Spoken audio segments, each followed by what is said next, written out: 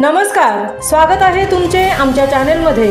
आवाज महामुंबईचा, शोध बातमीचा, कौल मनाचा। चला तर मग आमचे चॅनल शेअर करा, लाईक करा आणि सबस्क्राइब करा। धन्यवाद। पूर्णात जमीन खरेदीसाठी परप्रांतीय व बांगलादेशीयांचा शिरकाव। ॲडव्होकेट सत्यवान भगत। अटल सेतू आणि नवी मुंबई आंतरराष्ट्रीय विमानतळ या प्रकल्पामुळे उरण तालुक्याला विशेष महत्त्व प्राप्त झाले आहे। त्यामुळे शासन उरण तालुक्यात महामुंबई शहराची निर्मिती करण्याचा घाट घालत आहे। एकंदरीत मुंबई शहराच्या हाकेच्या अंतरावर असलेल्या या तालुक्यातील जमिनींना सोन्याचा भाव प्राप्त होणार असल्याने जमीन खरेदीसाठी परप्रांतीय व बांगलादेशी नागरिकांनी आपला मोर्चा वळवला असल्याची सध्या गावोगावी चर्चा करण्यात येत आहे।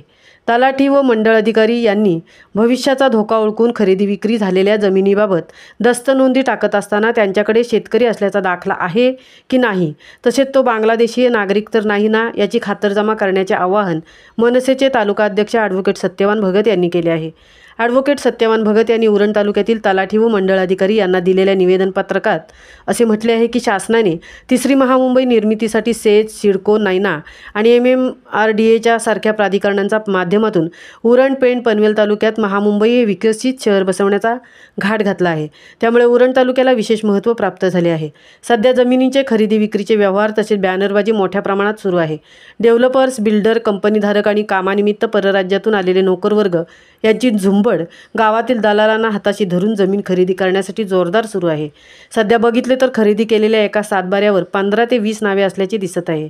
तरी तलाठी व मंडल अधिकारी यांनी आर्थिक संबंध न जोपासता जनहिताच्या दृष्टिकोनातून विशेष जागरूक राहून शेतजमीन घेणारा हा शेतकरी आहे का, त्याच्याकडील शेतकरी असल्याचा दाखला सोबत जोडला आहे का, किंवा माननीय प्रांताधिकारी आमच्याकडून आदेश आणला आहे का, या सर्व गोष्टी तपासल्यानंतर सातबाऱ्यावर नोंदी घालण्यात याव्यात। नाहीतर शेतजमीन खरेदी करणाऱ्या परप्रांतीय व बांगलादेशी नागरिकांपासून भविष्यात उरणच्या जनतेला धोका पोहोचू शकतो अशी भीती मनसेचे तालुका अध्यक्ष ॲडव्होकेट सत्यवान भगत यांनी व्यक्त केली आहे। आवाज महामुंबईच्या चॅनेलसाठी अनंत नारंगीकरसह तृप्ती भोईर, उरण। सध्या उरण तालुक्यामध्ये मोठ्या प्रमाणात जमीन खरेदी विक्रीचे व्यवहार होत असून या ठिकाणी परराज्यातील आणि बांगलादेशी लोक या ठिकाणी जागा घेत असल्याची चर्चा गावकऱ्यांमध्ये सुरू असून आम्ही मंडल अधिकारी आहेत त्यांना आम्ही या व्हिडिओद्वारे सूचित करतो की खरेदी विक्री झालेल्या जमिनीबाबत दस्त नोंदणी असताना विशेष जागरूक राहण्याची गरज आहे।